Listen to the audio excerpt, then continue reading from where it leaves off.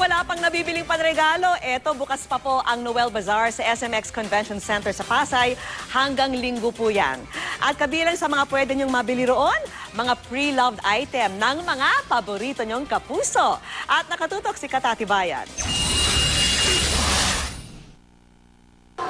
Pinangunahan ng celebrity ambassadors na sina Carla Bellana at Tom Rodriguez ang pagbubukas ng Noel Bazaar dito sa SMX Convention Center sa Pasay. Dinumog agad ang booth ng Tom and Carla Celebrity Ukay-Ukay ng Kapuso Foundation. Bukod sa mga gamit ni na Alden, Tom at Carla, mabibili rin dito ang damit at iba pang items ng mga kapusong tulad ni na Marian Rivera, Wally Bayola at Manny Pacquiao. Last 3 days na ho ng Noel Bazaar para sa taong to.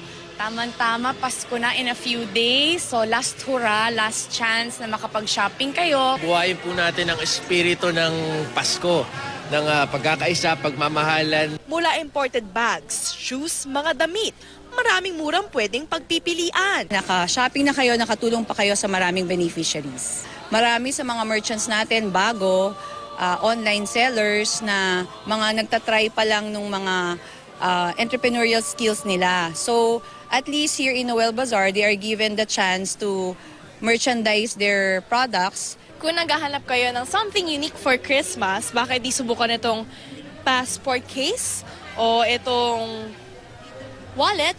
Pwede itong gawing personalized. Pwede mo lagyan ng charm. At the same time, lagyan mo rin yung pangalan ng pagbibigyan mo sa halagang 350 pesos lamang.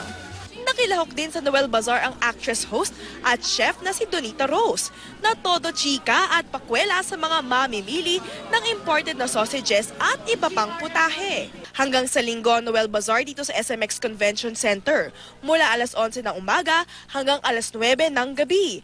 Ang entrance fee ay nasa 50 pesos lamang. Katatibayan, nakatutok 24 oras.